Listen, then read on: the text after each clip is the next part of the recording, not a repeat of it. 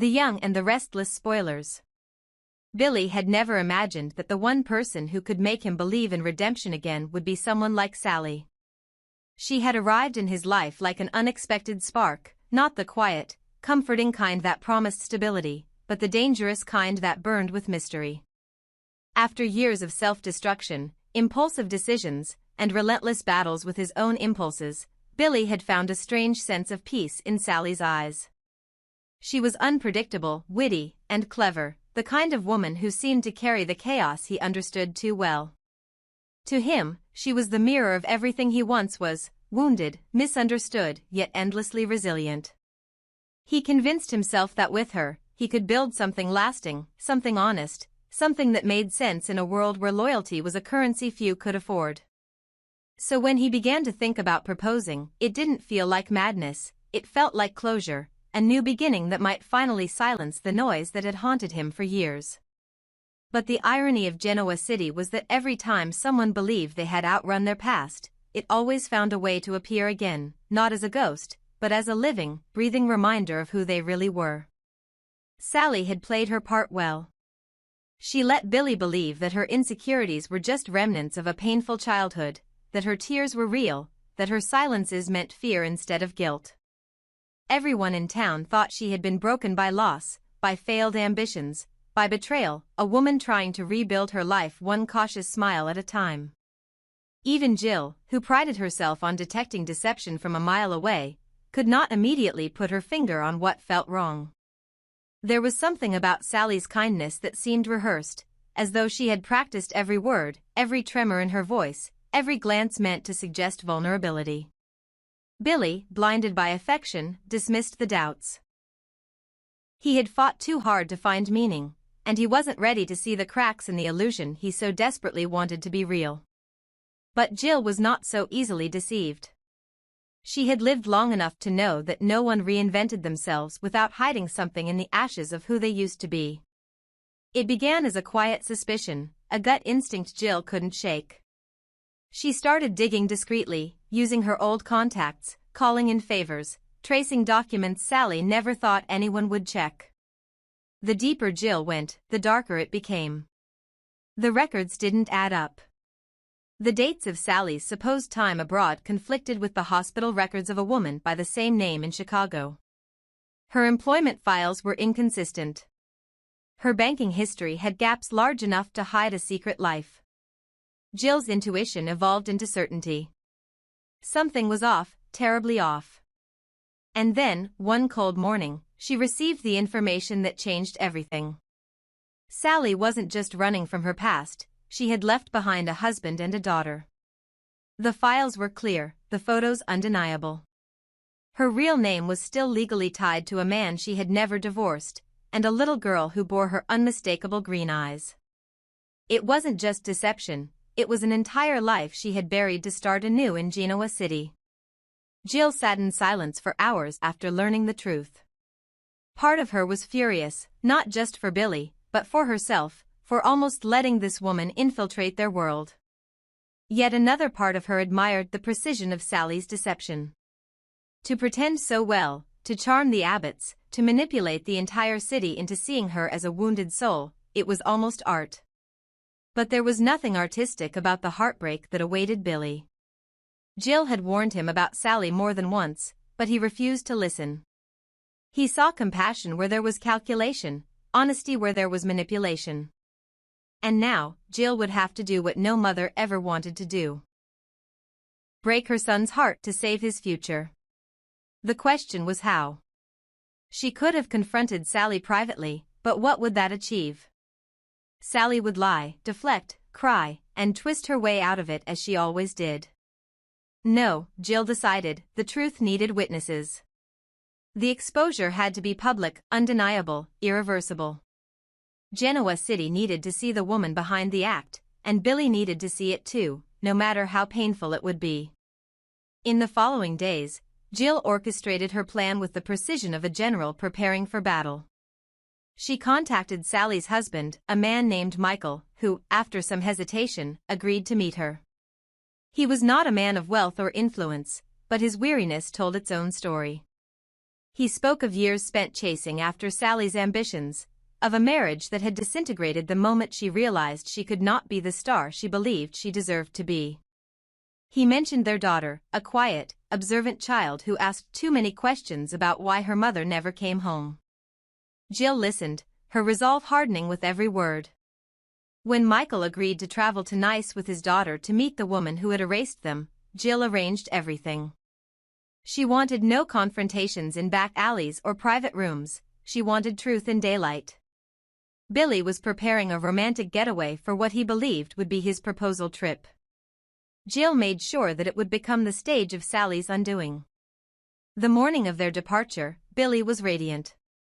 He had picked out a ring, rehearsed his words, even imagined how life might look once Sally said yes. He believed that love, against all odds, could cleanse the past. Sally, however, was restless. She had sensed Jill's coldness in recent weeks, the subtle shift in the air when her name was mentioned. Deep down, she feared that her carefully woven lies were beginning to fray. But she pushed the fear aside, clinging to Billy's affection as proof that she still had control. In Nice, under the golden sunlight of the Côte d'Azur, everything seemed perfect. Billy took her hand, whispering promises of forever, unaware that Jill had already arrived the night before, waiting for the moment the curtain would fall. And when Jill entered the elegant seaside restaurant that afternoon, she wasn't alone. Behind her stood Michael and the young girl who looked at Sally not with love, but with confusion, the kind of confusion that only comes when a child meets a stranger who used to be their parent. The silence that followed was suffocating. Billy turned toward Jill, his mind struggling to process the surreal tableau unfolding before him. Sally's color drained as she froze under the gaze of the man she abandoned and the daughter she pretended never existed. There was no escape now, no story clever enough to erase what stood before her. Jill didn't need to say a word, the truth spoke for itself. Billy's heart shattered in real time as the woman he had planned to marry crumbled under the weight of her lies. The tears, the tremors, the desperation, all real this time, but far too late. Sally tried to explain, to justify, to paint her choices as survival, but the damage was done. Billy's world collapsed in the span of seconds, every moment of tenderness between them now tainted by deceit. Jill felt no satisfaction, only a bitter sense of justice. She had saved her son, but at a cost that left everyone bleeding. In the days that followed, Genoa City buzzed with the scandal. Sally's name became synonymous with betrayal, her career in ruins, her friendships evaporating overnight. Some pitied her, arguing that no one truly knew what drove her to such extremes. Others called her a manipulative fraud who had finally been unmasked. Billy withdrew from public view, consumed by humiliation and disbelief. He had gambled his heart again and lost, this time not to recklessness but to misplaced faith. For Jill, victory tasted like ash.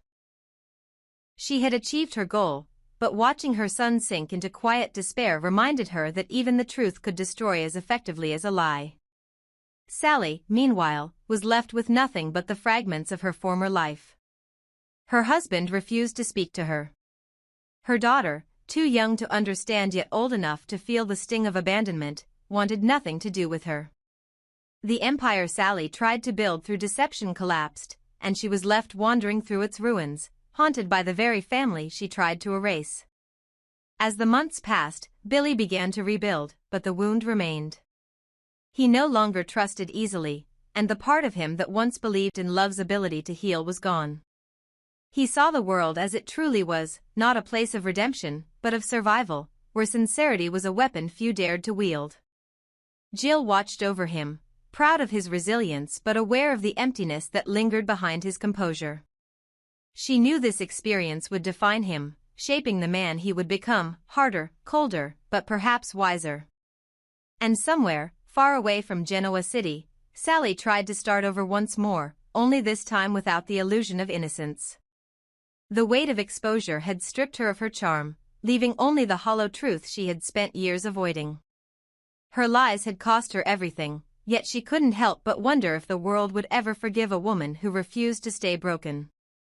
In the end, there were no winners, only survivors.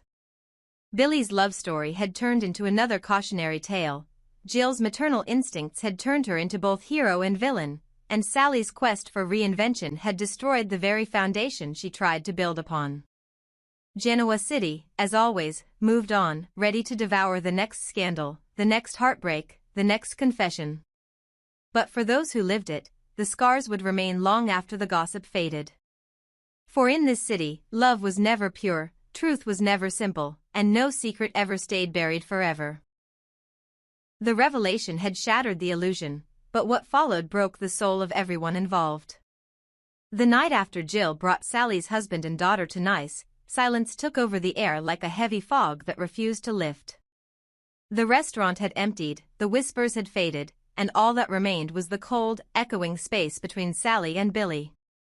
She stayed on her knees long after the others had gone, her hands trembling as though she was holding on to something invisible, perhaps the last shred of dignity she had left. Her tears were not staged this time, they were raw, uncontrollable, spilling from the depths of years spent pretending to be someone she wasn't. She tried to speak, but the words choked in her throat, collapsing under the weight of guilt. For the first time, she was no longer the performer, she was simply a woman stripped of her armor, begging the man she loved to see her not as a liar, but as a human being who had made mistakes out of fear, not malice. Billy stood frozen, torn between the betrayal he felt and the compassion that still lingered in his heart. He knew deception when he saw it, he had lived it, used it, and been burned by it too many times to count. But there was something different in the way Sally broke before him. Her shame was not the arrogant kind that came from being caught, it was the helpless kind that came from losing something she truly loved. When she reached out, her voice barely audible, his instinct was not to recoil but to reach back. He saw in her the reflection of his own past, the failed marriage, the estranged children, the constant search for redemption. He had walked that same path, convinced that he could start anew by burying the past. Was she really so different? Or was she simply less fortunate, caught before she could find the courage to tell the truth? That thought alone kept him from walking away. Jill, on the other hand, was merciless. Her anger wasn't just about deception. It was about humiliation, about watching her son be reduced to a fool in public. The woman who prided herself on protecting her family now felt betrayed by her own instincts. She stood over Sally, her voice sharp, cutting through the silence like broken glass. She accused her of manipulation, of cowardice, of using her charm to claw her way into the abbot's world. Every word was soaked in fury, but beneath it all lay fear, fear that Billy would once again choose chaos over clarity. To Jill, forgiveness was weakness, and weakness was a wound the abbots could no longer afford. She saw in Sally every woman who had ever broken Billy, every disappointment that had dragged him back into self-destruction. The idea that her son might still defend this woman, even now, filled her with a kind of rage that bordered on desperation. But Billy didn't move away from Sally. As Jill's words rained down, he knelt beside her, his hand gently lifting her chin. He saw the exhaustion in her face, the quiet plea for understanding that no explanation could articulate. He didn't excuse her lies, but he couldn't hate her either. It was too simple, too easy to hate someone when you didn't see the full story. Sally had hidden her husband and child not because she wanted to hurt anyone, but because she didn't know how to reconcile the person she had been with the one she was trying to become. The woman kneeling before him was broken not by exposure, but by the realization that she had run out of time to be honest. In that moment, Billy realized forgiveness wasn't about erasing pain, it was about choosing compassion over pride. So he pulled her to her feet, not to absolve her, but to remind her that she still had worth, even in her disgrace. That single gesture ignited the real war, not between Sally and the world, but between Billy and Jill. For Jill, it was unthinkable. After everything she had uncovered, after the humiliation and deceit, how could her son defend the very woman who had lied to him? She saw his compassion as weakness, a relapse into the old Billy who refused to learn. But Billy was no longer the reckless man she remembered. He had been through failure, addiction, divorce, he had lost everything more than once. And in Sally's fall, he saw not just betrayal but the same fragility that had once lived inside him.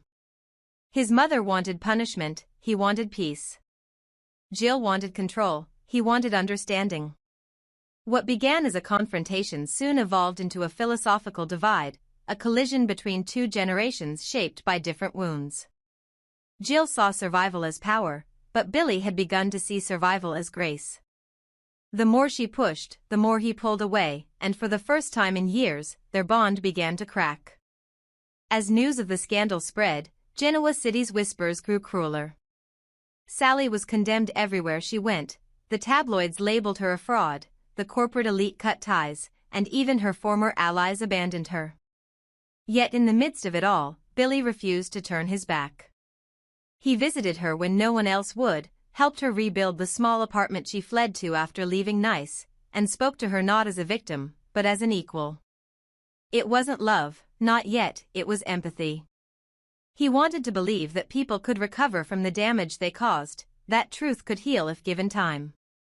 Jill, however, grew restless watching him waste his loyalty on a woman she considered irredeemable. Their arguments became colder, sharper, until even simple conversations turned into battles. To the world, it was about Sally's deception. But within the Abbott household, it had become something far deeper, a struggle for moral ownership. Was forgiveness a strength or a surrender? Jill began to interfere again, using her influence to make Sally's recovery impossible. She reached out to contacts to block potential jobs, to remind business partners of Sally's deceit, to quietly ensure that every door closed before it could open. She justified it as protection, keeping her son safe from further pain. But Billy saw it differently. To him, it was cruelty disguised as concern. When he confronted Jill, their relationship imploded. He accused her of manipulating his life the same way she had accused Sally of manipulating hers. It was the kind of confrontation that left both scarred, mother and son standing on opposite sides of a moral battlefield, neither willing to yield. Jill believed she was saving Billy from a future disaster. Billy believed he was saving Sally from a world that refused to forgive. Both believed they were right, and that conviction would destroy whatever peace they still had left. Meanwhile, Sally began to change. The exposure had stripped her of the illusions she once clung to, forcing her to face the consequences she had long outrun. She began writing letters to her daughter, not to seek reconciliation, but to offer honesty. Each letter was an act of confession, a way to atone for the silence that had defined her. She found a strange kind of clarity in the pain. For the first time, she stopped performing. Her tears were real, her remorse unfiltered. And though she had lost everything, she began to rebuild piece by piece, not for the world, not for Billy, but for herself. Yet even as she tried to rise again, Jill's shadow loomed large.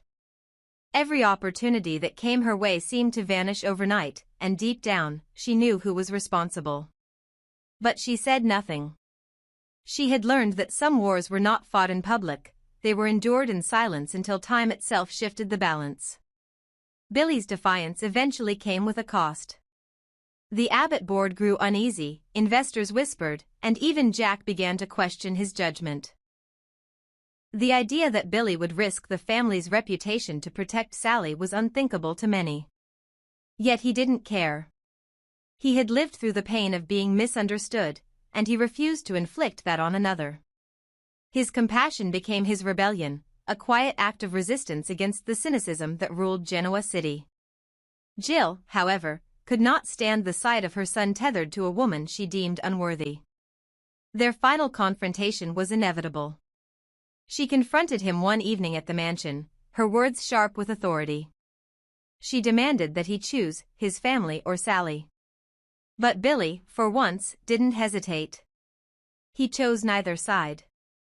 He chose conscience over allegiance, understanding over judgment. And as he walked away, leaving Jill in stunned silence, he carried not victory but a quiet sense of peace. It was the first time in years he felt whole. Months later, when Sally finally met her daughter again, not in luxury, but in a quiet park far from the cameras, she was a different woman. There was no pretense, no performance. She didn't ask for forgiveness, she simply offered truth. The meeting was awkward, tender, fragile. But it was real. And that was enough. Billy watched from afar, unseen, his heart heavy but hopeful. He had helped her find the courage to face what she feared most, and in doing so, found his own redemption. Jill eventually learned to live with her son's choices, though she never admitted it aloud. Time softened her anger, but not her pride. She saw that love, in all its messy imperfection, was something no amount of control could protect. In the end, Sally's truth had destroyed everything false between them, and in its wake, something honest, if painful, began to grow.